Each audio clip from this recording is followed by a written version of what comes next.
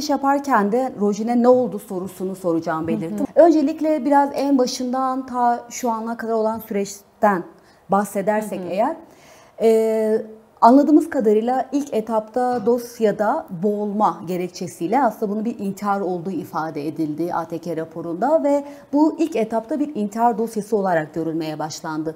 Neden Rojin'in dosyası bir intihar dosyası olarak görüldü? Şöyle, ATK raporunda intihara ya da şeye dair bir olgu yazmamıştı. Neden intihara yönelik bir algı oluşturuldu? Yani şüpheli kadın ölümlerinde genelde en kolay olan ihtimal onun bir intihar olabileceğine yönelik bir olgu yaratmaktır.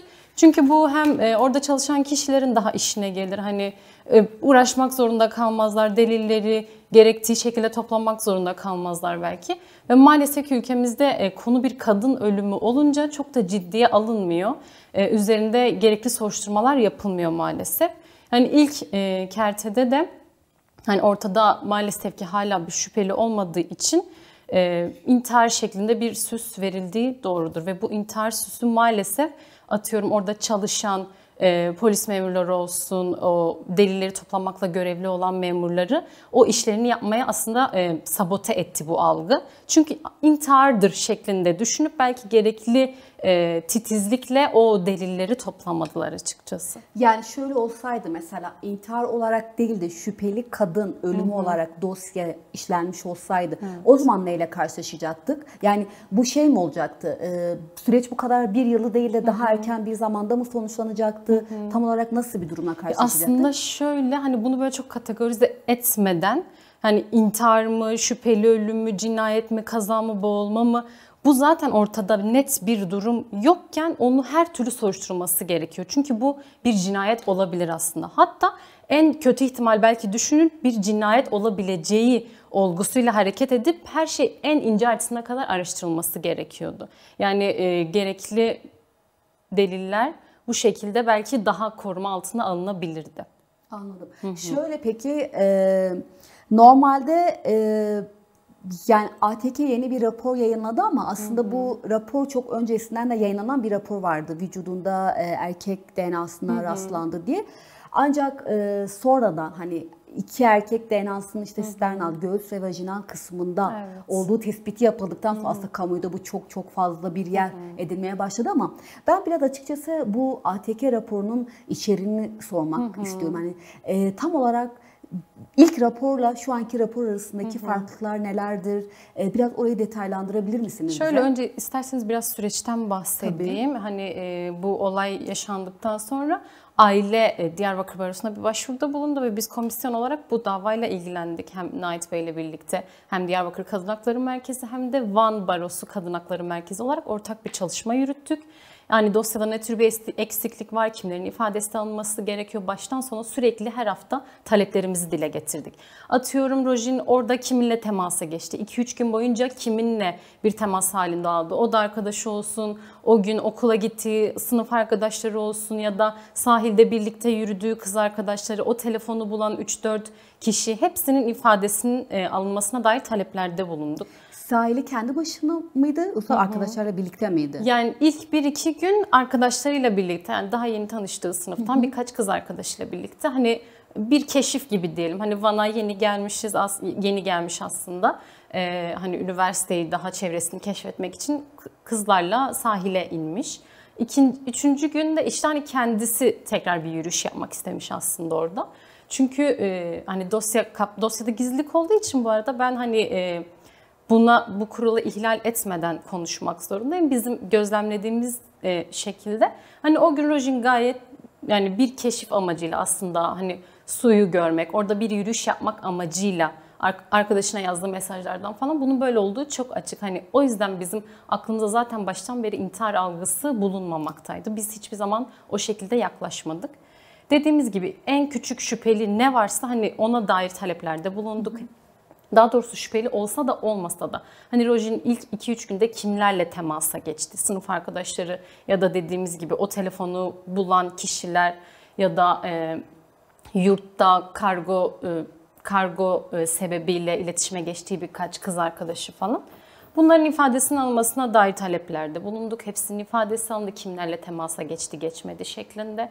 Daha sonra hani orada toplanması gereken deliller, atıyorum kamera kayıtları istendi tarafımızdan, bazı kameraların bozuk olduğu söylenerek hiçbir şekilde kameranın bozuk olup olmadığı bile kontrol edilmediğini biliyoruz dosyada maalesef ki. Direkt mi hemen bu ifade edildi yani kameralar bozuk diye? Yani Diyarbakır Barosu talep etti ve hemen ardından kameraların bozuk olduğu mu söylendi? Bir kamera bozuk denilip hani çok üstünde durulmadı. Yani bizim istediğimiz titizlik. Eğer bozuksa da bunu açık bir şekilde bu kamera bozuk ve ya da neden bozuk daha doğrusu. Onu ayrı bir başlıkta geçmek istiyorum. Bu idarenin yaptığı ihmaller üzerinde ayrıca durmak istiyorum. ATK raporuna gelecek olursak ilk raporda bize nelerden bahsediyordu? İlk raporda Roji'nin bedeninde 2 erkek DNA'sı olduğu yazmıştı. Fakat bu DNA'ların Roji'nin hangi bölgesinden olduğuna dair hiçbir şekilde bir açıklama yapılmamış. Ki bu büyük bir eksikliktir. Çünkü bir ATK raporunda eğer o DNA'lar şu şekilde alınıyor. Bir sürüntü örneğiyle atıyorum bir çubukla Roji'nin cansız bedeninden herhangi bir yerin ya elinden ya kolundan alınıp bir tüpe konulması gerekiyor. İşte bu 1 numaralı sürüntü elden alındı. 2 numaralı sürüntü koldan alındı. Ama buna dair böyle detaylı bir açıklama yapılmamıştı ve biz hep bunu merak ettik. Bu sürüntüler nereden alındı acaba? Hep ona dair taleplerde bulunduk.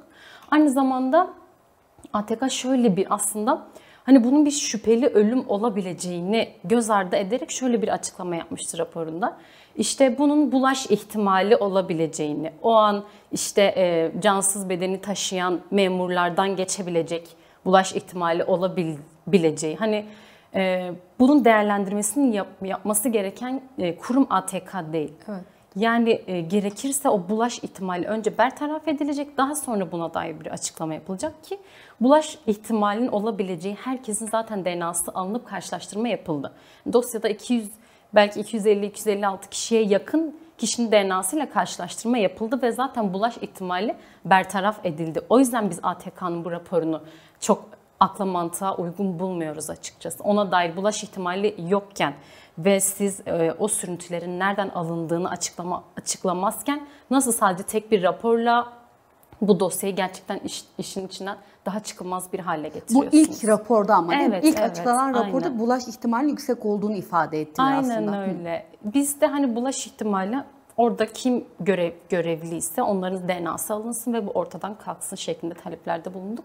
Ki bu talep de yerine getirildi. Gerek savcılık tarafından, gerek dosyayla ilgilenen kişiler tarafından. Ama dediğim gibi o sürüntülerin nereden alındığı vesaire, ayrıca ATK'nın şöyle bir açıklaması vardı. İşte boğulma, cinsel saldırı ya da darp, cebire dair bir şey rastlanmadı. Buna dair bir raporda böyle bir ibare geçiyordu.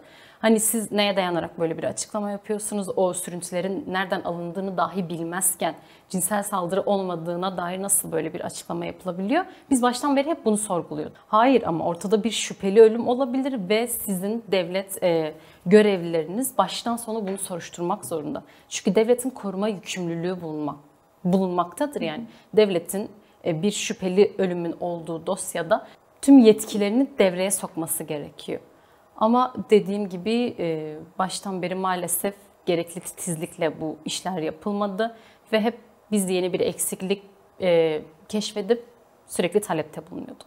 Ki bu ikinci ATK raporuna gelirsek biz ayrı talepte bulunuyorduk, savcılık ayrı talepte bulunuyordu.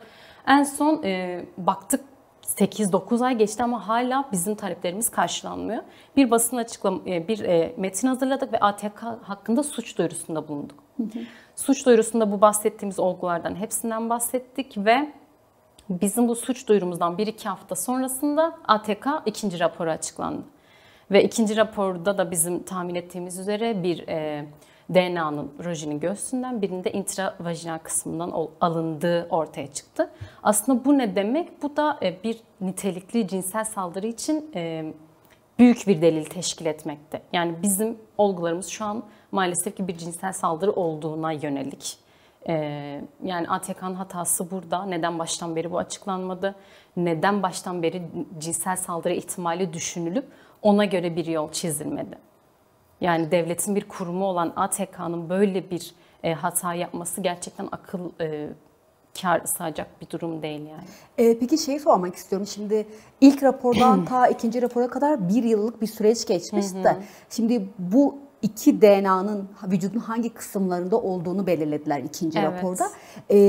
Bu kadar uzun bir süreç mi? Yani bunun bu sonuca erişebiliyor Hayır, olmak. dediğim gibi ilk gün bile, yani ilk ay bile bu ortaya çıkabilecek bir şeydi Neden zaten. peki bu kadar bekletildi? Neden bu kadar süreci daha da uzatılıp daha da İşte, karmaşık bir hale getirildi? Yani nedeni aslında kadın ölümünün çok da ciddiye alınmaması. ATK'nın yani açıkça bir ihmalde bulunması. Bu durumu belki yeterince soruşturmaması, yeterince ciddiye almaması ve bize daha somut, daha sorularımızı cevaplayacak bir rapor yayınlamaması. Yani biz bunu büyük bir ihmal olarak görüyoruz. Aslında şöyle sevgili Helin, zaten en başında süreci değerlendirirken ihmaller konusundan bahsediyorduk ve bahsetmeye de devam edeceğiz ama biraz oraya da dönmek istiyorum aslında.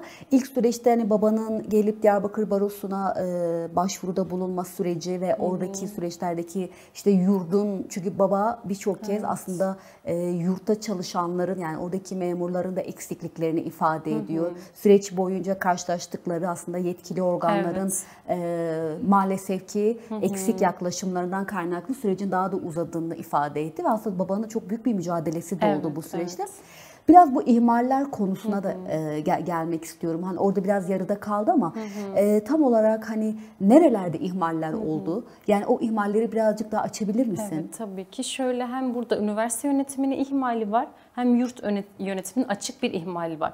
Atıyorum, belli bir saatten sonra normalde yurda eğer gelinmezse ya aileye haber verilir ya yurt yönetimine haber verilir. Bir şekilde haberdar edilir. Hani Rojin o gece yurda dönmedi ama ne hiçbir şekilde Rojin'in ailesine ulaşıldı, ne dediğim gibi bir tutanak, hiçbir şey tutulmamıştır Rojin'in o gün yurda dönmediğine dair.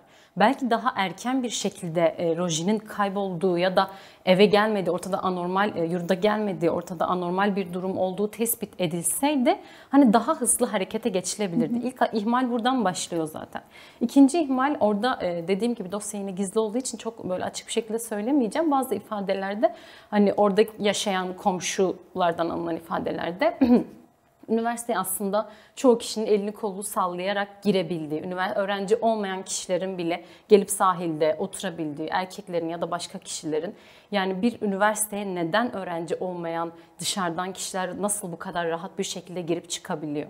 Üniversite yönetimi bu güvenlik önlemini neden böyle bir zafiyet bırakıyor ortada?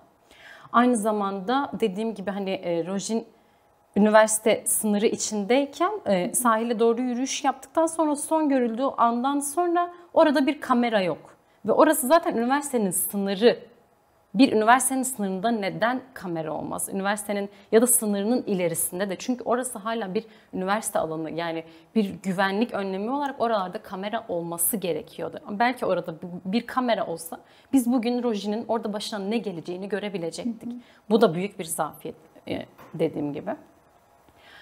Onun dışında polis memurlarının yine titizlikle yürütmemesi, atıyorum şalını bulduktan sonra onu hemen koruma altına almamaları, o şalın bir süre o sahilde beklemiş olması, suyun içinde kalmış olması, belki o şal o suda bazı izleri kaybettirmiş olabilir. Yani insanın aklına sürekli belki geliyor. Aslında yani devlet kurumlarının bu belkiye yer vermeyecek şekilde işlerini düzgün ve titizlikle yapması gerekiyordu. Hele ki böyle hassas, şüpheli bir ölüm olabileceği ihtimalin olduğu bir davada. Peki ben aslında tam olarak şeyi anlayamıyorum. Zaten en başından beri dosya bir intihar dosyası olarak ifade ediliyor. Hani ya da intihara daha meyilli bir dosya olarak basına bu şekilde yansıdı ve raporda da aslında bu şekilde ifade edildi. Şimdi intihar dosyası olarak görülen bir davada neden gizlilik kararı oluyor peki?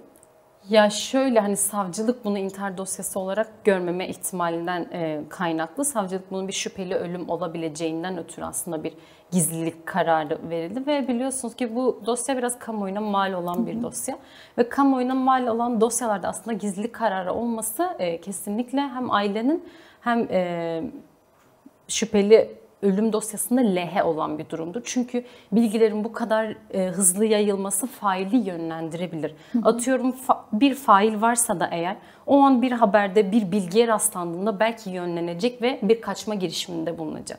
O yüzden o dosyanın gizli olması aslında yarara olan bir şey hukuki olarak. Hukuki olarak Evet. anladım. Biraz aslında şuna da gelmek, yani evet kamuoyuna mal olmuş bir olay.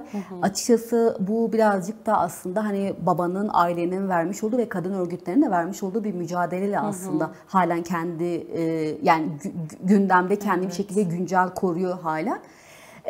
Bununla birlikte aslında mecliste de çok kişi, birçok vekil bu konuda hem soru önergesi sundular hem bunu tekrar meclise taşıp daha da gündemleştirmek istediler.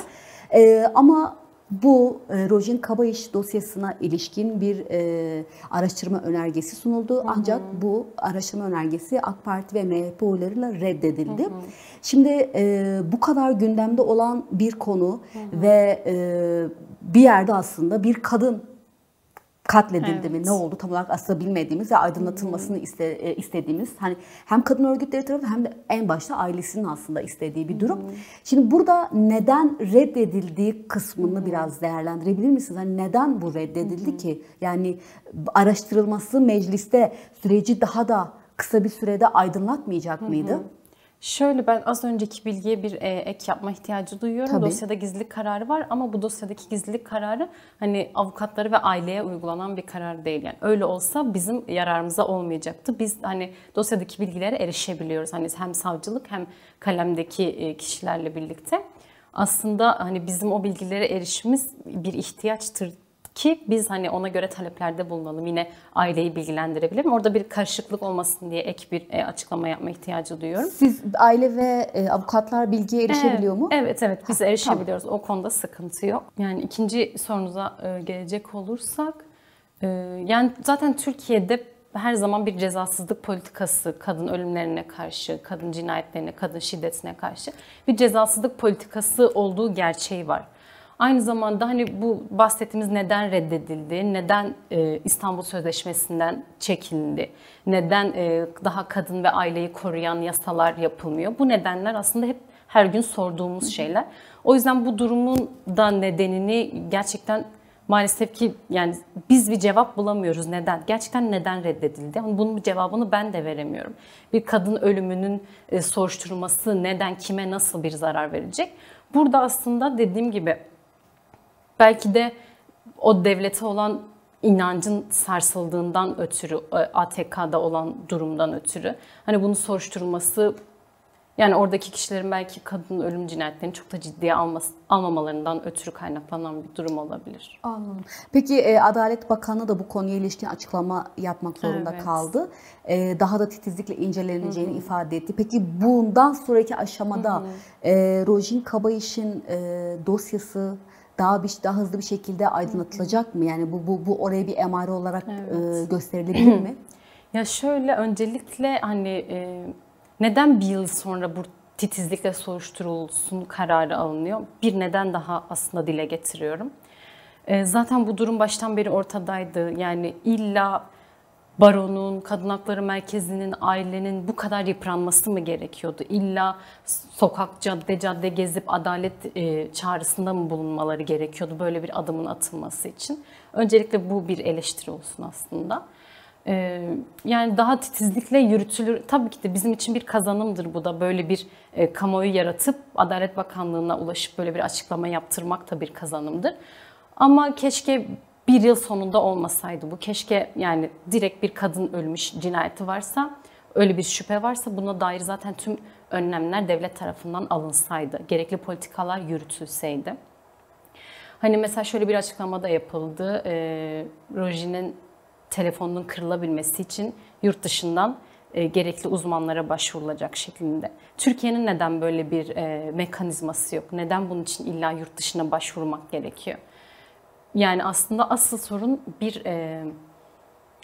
bir sistematik bir sorun olduğu ortada çok açık. Yani gerekli reformlar yapılmalı ve gerekli soruşturmalar Türkiye'nin kendi yapısı, yani bir yıl sonra buna ulaşamayalım. Biz adalete direkt ulaşabilelim. Ya da biz bir dosyanın titizlikle yürütülmesi için illa aylarca mücadele etmek zorunda kalmayalım açıkçası. Yani umarım bundan sonra daha titizlikle yürütülür. Ama bu kadar geç kalınması çok üzücü bir durum. Sevgili Helin, yani titizlikle yürütülmesi elbette ki önemli bir konu, ancak maalesef ülkede kadın katliamları münferit olaylar olarak da görülmüyor. Yani çünkü belki hatırımızda Özgecan Aslan'dan ta günümüze kadar gelen, yani en yakın zaman için konuşuyoruz. Yani bir 10-15 yıllık süreç içerisinde aslında birçok kadın katliamı yaşandı ve bu kadın katliamlarıyla birlikte aslında şüpheli kadın cinayetlerinde de çok yoğun artışlar görüldü ve maalesef ki münferit olaylar değil bunlar. Biz bazen öncesinden mesela konuşurken, veriler verirken sayı, hani işte şu kadar kadın katliamı yaşandı, şu kadar şüpheli kadın cinayeti gerçekleşti diyorduk ama aslında her biri bir yaşam, her biri bir hikaye ve her birinin de etkileşim alanı da çok yoğun. Yani çocukları olan, ailesi olan kişiler, arkadaşları olan kişiler bu şekilde aslında bir yerde aslında bu kadın katliamları sıradanlaşmaya mı başlıyor? Çünkü biz artık bunu çok konuşuyoruz. Çok da dile getiriyoruz. Ancak hani titizlikle araştırılmasına rağmen ya da işte bu konuda mücadele veriliyor gibi bir görüntü olmasına rağmen de neden bir türlü bu katliamların bir önüne geçilemiyor? Yani çünkü bu şey, yani Özgecan Aslan meselesinde de bir Özgecan Aslan yasası çıkarıldı ama görüyoruz ki bu yine buna bir yanıt olamıyoruz. Yani aslında sorunun kökeninin nereden başladığını değerlendirebilir misiniz? Yani tam olarak sorunun kökeni nerede oluyor? Çünkü yasalarla çözülmüyor gibi görünüyor sanki. Yani sorunun kökeni maalesef erk bir devlet. Yani açıkçası devletin eril zihniyeti ve cezasızlık politikası, kadın ölümlerine karşı gerekli önlemlerin alınması. Bu da maalesef ki insanlara o cesareti veriyor. Çünkü herkes hani istediğimi yaparım ederim, bana bir şey olmaz kafasında olduğu için bunlar işlenmeye devam ediyor ve erkekler aslında burada erkekliğini, gücünü gösteriyorlar ve bu onlar için gurur duyulacak bir şey haline geliyor. Çünkü bunun maalesef artık ayıplanmadığı, yani çoğu kesimlerde ayıplanmadığı, bir gurur olarak görüldüğü bir şekilde büyütülmüş bu toplum. Ve devlet de maalesef gerekli önlemleri almadığı için insanlar da bu konularda maalesef istediği gibi davranabiliyor. Peki İstanbul Sözleşmesi halen yürürlükte olsaydı nasıl karşılık bulacaktı bu olay? Yani İstanbul Sözleşmesi halen yürürlükte olsaydı, dediğim gibi bu cezasızlık politikası belki yerini gerçekten gerekli cezaların verildiği ve insanların artık bir suç işlerken ya da bir kadına şiddet uygularken ya da başka bir şey yaparken, evet ben bunu yapacağım ama bunun bir sonucu da var. O sonuçtan korkarak belki bu kadın ölümleri daha da azalabilirdi. Yani İstanbul Sözleşmesi'nin kime nasıl bir zararı olabilir? Devlet kendi erk yapısının sarsılmasından korkuyor aslında. Çünkü kadınlar artık her yerde. Kadınlar mecliste, kadınlar bugün burada konuşabiliyorlar. Yani ama erkekler bunu istemiyor. Kadınların görünmez olduğu bir toplum istiyor. Bu şekilde kadınlar daha da güçlenecek belki. Daha fazla alanlarda olacağız. Bu durum işte erk devletin gücünü sarstığı için, o yüzden buna dair bir önlemler almıyor. Aslında bu onların işine gelen bir şey. Kadın katliamlarından bahsederken aslında bu kadın cinayetlerini araştıracağız komisyonu da buna dair her ay bir veri paylaşıyor. Ama yani son zamanlarda aslında dikkatimizi çeken şeylerden bir tanesi de şöyle oluyor. Şimdi kadınlar öldürülürken aynı zamanda aslında bu kadınlarla birlikte çocuk katliamları da söz konusu olabiliyor. Yani anneyle beraber çocuğu ya da sadece çocuk katliamları da söz konusu olabiliyor. Mesela burada ülke gündeminde yine aslında çok isim de vermek istemiyorum. Çünkü böyle sanki sadece o kişiler üzerinden değerlendirmek de çok doğru olmuyor. Çünkü ülkede bir gerçeklik var. Hem kadın katliamları söz konusu hem de çocuk katliamları da söz konusu olabiliyor.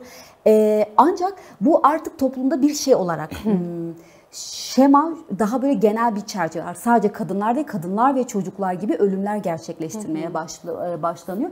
Bu aslında bir yerde hani aile yapısını da sorgulamaya başladığımız bir noktaya da geliyor.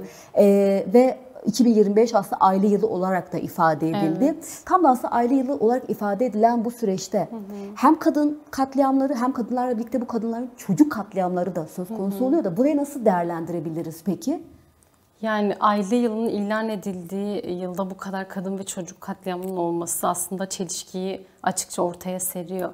hani aile yılı tarzında politikalar yürüteceğinizde önce bir o ailenin temeline girip o aileyi daha eğitmeye yönelik, daha kadın bakış açısının, daha feminist bakış açısının da olduğu eğitimlerin, hani bir erkek eğitilirken belki devlet buna dair politikalarını daha geliştirirse, atıyorum o erkeğin aslında kadından üstün olmadığını, kendinden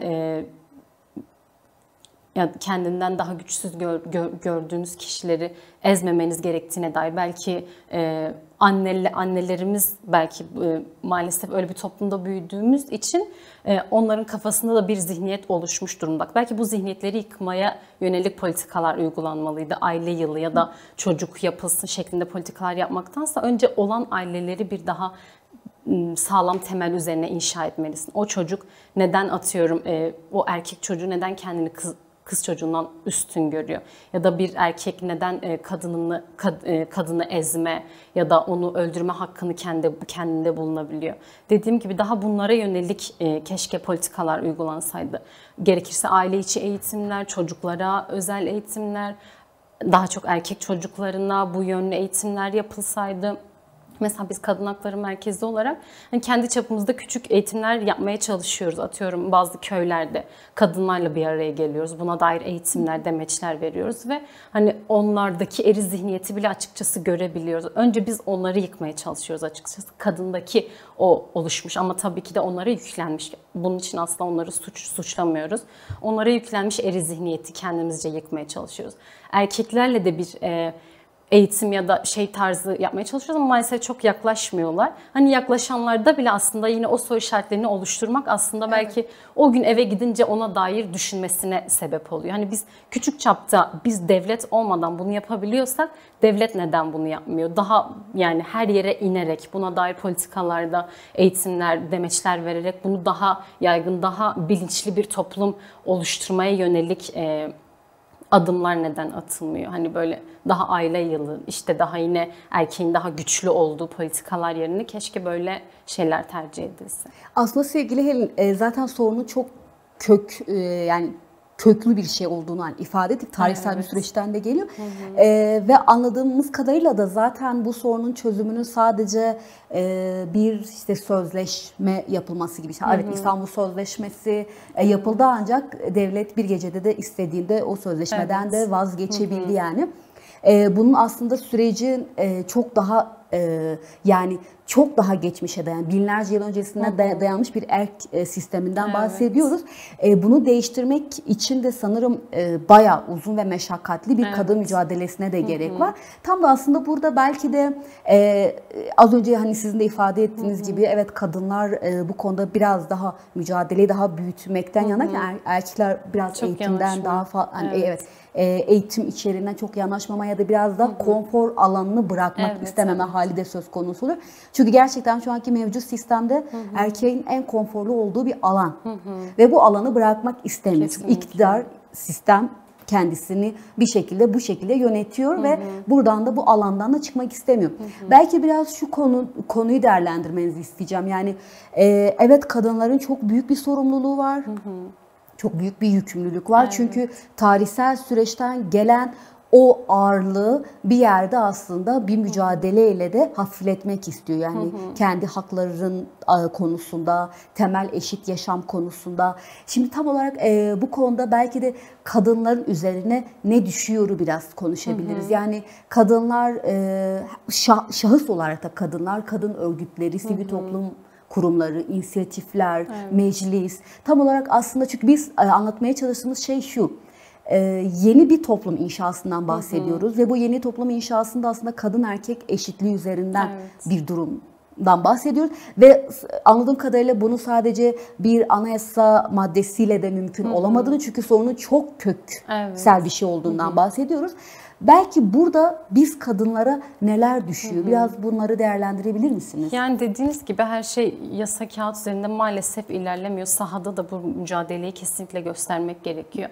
Hani kötü bir durum. Hem ezilen taraf olup hem de sesimizi duyurmak için bu kadar bizim mücadele etmek zorunda olmamız gerçekten hani çok üzücü bir durum, ama aynı zamanda kadın mücadelesi aslında bizi ayakta tutan ve dayanışmayla aslında bu noktalara gelmemizi sağlayan bir mücadele. Belki bugün mesela Rojin Kabayiş dosyasının bu kadar kamuoyu oluşması, biz Kadın Hakları Merkezi'nin bu kadar mücadele etmesi, babanın bu kadar mücadele etmesinin bir sonucudur. Aslında mücadele hiçbir şekilde elden bırakmamak gerekiyor. Çünkü bunlar da kazanımdır. Geçmişten bugüne eminim birçok biz kazanım da elde ettik. Yani kadınlar daha fazla söz hakkı sahibi. Ve artık daha kendinin farkında. Mesela ben kendi ailemden örnek vereyim. Belki benim annem 20 yıl önceki haliyle şu anki hali gerçekten aynı değil. 20 yıl önceki susacağı şeyleri bugün susmayacağı çok aşikar. Çünkü ondan sonra gelenler aslında bunu kabul etmiyor. Çünkü bir aydınlanma yaşıyor. Neden? Ben neden eziliyorum? Hayır, ben buna karşı duracağım şeklinde. Ve aslında biz de bunu annelerimize ya da çevremizdeki kadınlara empoze ede onların da bu bilinçlenmeyi sağlamasını başarabiliriz yani. Dediğim gibi mesela biz Kadın Hakları Merkezi olarak gerek köylerde kadınlarla iletişime geçmeye çalışıyoruz ya da gönüllü şekilde kadınların mağdur olduğu dosyalara bakmaya çalışıyoruz. Herkes aslında kendi alanında buna dair küçük büyük demeden bir mücadele etse kesinlikle bunun da bir etkisi olduğunu düşünüyorum ki kadın mücadelesi çok değerlidir ve çok güçlüdür yani. Bu tarz mücadeleye daha da değer katan şeyler. Hani bunu sadece erkeklere bırakmamak lazım ki onlara bıraktığımızda çok da bir adım atabileceğimizi düşünmüyorum ki atamıyoruz da. O yüzden aslında biz bugünlere tırnağımızla hep mücadeleyle geldik. Bugüne mücadeleyle geldiysek daha güzel yarınlara daha fazla mücadeleyle geleceğiz. Yani herkes dediğim gibi o mücadeleyi elden bırakmamalı. Atıyorum Rojin dosyasında olsun ya da öldürülen diğer kadınların dosyasında olsun, STK'lar, kadın örgütleri her zaman seslerine ses oldu kadınların. Bu çok gurur verici bir şey. Umarım böyle olmaya da devam eder. Bizim nesil, bizden sonra gelenler her zaman bu bilinçte olur ve bu mücadeleyi elden bırakmaz. Yani bu hepimizin görevidir. Sevgili Helin, aslında itiraz olarak ifade ettin ya az önce, hani evet, artık annelerimiz ya da sadece annelerimiz öyle, yani artık arkadaşlar ya da kadınların itirazları söz konusu oluyor dediniz. Şimdi biz evet son zamanlarda bu kadın katliamlarını daha fazla duymaya başlıyoruz da bunu görmemiz ya da bunu duymamız bir değişimin göstergesi mi peki? Yani bu bir itirazdan mı gelen bir şey oluyor ya da tam olarak ne oluyor? Evet, dediğiniz gibi belki hani şu an nice olarak veri olarak biliyoruz, atıyorum bu yıl bu kadar kadın katledildi. Ama belki 10 yıl önce o yıl ne kadar kadın katledildiğini bilmiyorduk. Çünkü hep üstü bir şekilde örtüldü ve belki yani cesaret edilemedi o kadın ölümlerine karşı bir mücadele yürütülmesi. Çünkü o da kadınlara tekrardan bir tehdit oluşturmaktaydı. Ama bugün bir kadın ölümü olduğunda yani gerçekten tüm kadınlar tek yürek olarak onu ortaya çıkarıyor, sorguluyor. Neden bu kadın neden öldürüldü ya da cezası verilecek mi, verilmeyecek mi? Atıyorum bir duruşması olduğunda tüm kadın örgütleri olarak orada bulunuyoruz. Ve o aslında oradaki hakime, oradaki erk sisteme biz buradayız. O gücü gösterebilmek. Mesela çoğu zaman bizim katılma taleplerimiz reddediliyor kadın dosyalarına. Ama biz yine de gidiyoruz. Çünkü buradayız aslında. Sizin vereceğiniz kararı biz eleştireceğiz, duyuracağız, her yerde bağıracağız ve bu sizi etkileyecek. Yani bu gücü göstermek aslında onlarda da bir otorite sarsılmasına neden oluyor. Ve atıyorum bir adım atarken, bir hareket yaparken bunun sonucunu düşünmek zorunda kalıyorlar. Bugün mesela ATK'nın aslında ikinci açıklamayı yapma sebebi bu. Neden yaptı? Çünkü gördüler. Biz bir mücadele sonucunda bu raporun yayınlanmasını sağladık ve ATK, yani devletin kurumu olan ATK gayri resmi şekilde pazar günü bir açıklama yaptı. Atıyorum basına bir açıklama verdi. İşte cinsel saldırıya ve darpa dair bir şey bulunmamakta. Bir bulgu bulunmamakta. Rojin dosyası üzerinde konuşuyorum. Hani pazar günü size bu açıklamayı yaptıran şey neydi aslında? Kamuoyu baskısı, kadınların mücadelesi. Yani bu mücadele aslında güzel kazanımlara da yol açıyor. Aslında bu arada ATK pazar günü yaptığı açıklamayla kusurunu kabul ettiği açık bir şekilde görüldü. Hani hiçbir şekilde inkar etmedi. Evet, biz aylardır bu DNA'ların nerede olduğuna dair açıklama yapmadık. Bunu aslında üstünü örtüp yine kamuoyu farklı yere yönlendirerek cinsel saldırıya yönelik biz bir şeyde bulunamıyoruz. Yani ortada 2 DNA var. Biri intravajina, yani vajinanın daha iç kısmında. Hani bu aslında cinsel saldırı için çok önemli bir delilken yine açıklamalar gerçekten şey değil. Yani bizi tatmin eden açıklamalar değil. Ama bu açıklamayı yaptırmış olmak bile kıymetli. Evet, kıymetli ve bizim mücadelemizin bir sonuç verdiğini gösteriyor açıkçası. Peki sevgili Elin, tekrar aslında Rojin Kabayiş dosyasını hani gelirsek zaten oradan devam edelim de. Siz de ATK'ye zaten suç duyurusunda bulundunuz. Bundan sonraki süreç nasıl ilerleyecek peki? Yani öngörebildiğiniz durum ne? Ya şöyle, dediğim gibi şu an elde 2 tane DNA var ve bu DNA'lar aslında nasıl bulunacak?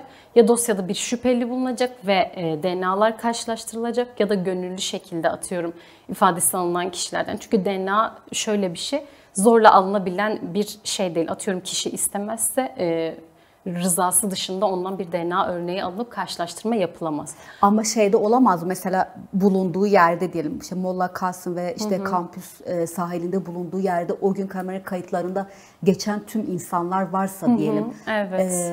Bunu mesela savcılık isterse hepsini alamaz mı? Ya şöyle zaten ya bu yine kişinin iradesine mi bırakılacak bir durum olacak? Yani eğer dosyada şüpheliyse yani atıyorum ciddi anlamda bir şüphe durumu varsa ondan o DNA örneği alınabilir. Şöyle ilerlemeyi düşünüyoruz. Aslında baştan beri böyle ilerliyoruz. O gün atıyorum mesela çardakta oturan 3-4 kişi vardı. O 3-4 kişinin tespit edilmesi gerekiyor ve onlardan da bir ifade alınması gerekiyor. DNA örneği alınması gerekiyor. Ya da bazı ifadelerden anladığımız kadarıyla oraya bir beyaz araba gelmiş. O beyaz araba plakası gerekirse hani tüm kameralar kontrol edilip tespit edilmesi gerekiyor. O beyaz arabaya binen kimdi ya da oradan, o civardan geçen arabalar ya da o gün o köyde yaşayan erkeklerin belki ifadelerinin alınıp DNA'ların alınması gerekiyor. Buna dair taleplerde bulunuyoruz biz açıkçası. Onun dışında hani Rojin'in telefonun uzman kişiler tarafından incelenip orada bir veri varsa, elimizde bir veri varsa onların değerlendirmesi gerekiyor. Yani titizlikle gerçekten en ince ayrıntısına kadar o gün kim oradan geçti, hangi araba geçti, o çardakta oturan kişiler kimdi? Yani bunun tespitinin yapılmasının, ifadesinin alınması ve belki elimizde bir delil oluşturabilecek bir delil havuzu yaratmak aslında. Şu an gayemiz o yönde. Anladım. Sevgili Eliza, programın sonuna doğru geldik. Toparlamak adına son cümlelerinizi alalım. Yani Rojin davası üzerinden umarım gerçekten ailenin en azından bu kanayan yarası bir şekilde, yani Rojin'e ne oldu, bu soru sonuçlanır ve Rojin'e biri bir şey yaptıysa onun cezalandırılmasına dair şeylerimiz var, taleplerimiz bulunmakta. Aynı zamanda bu idari kurumların ihmallerini, gerekirse idari ve cezai soruşturmalar açılmasını talep ediyoruz. Rojin davası üzerinde söyleyeceklerim bunlar. Onun dışında hani kadın mücadelesi her zaman var, her zaman olmaya devam edecek. Biz mücadeleyle aslında buralara geliyoruz. Bu çok değerli bir şey. Ama gerçekten bir adalete, kadınlar bir adalete erişmek için keşke bu kadar çok mücadele ve yıpranma sonucu adalete ulaşmasa. Keşke, ya zaten devletin gerekli kurumları, gerekli reformları olsa da hani bizim bu kadar bir şeylere geç erişmek zorunda kalmasak. Yani umarım şüpheli kadın cinayetleri yani hiç olmaz. Umudumuz o yönde. Ya da olanlarda deliller karartılmaz, dosyalar kapatılmaz ve gerekli önlemler alınır. Programa sunmuş olduğunuz katkılardan dolayı çok teşekkür ediyorum sevgili Helin. Ben teşekkür ediyorum. Çok sağ olun.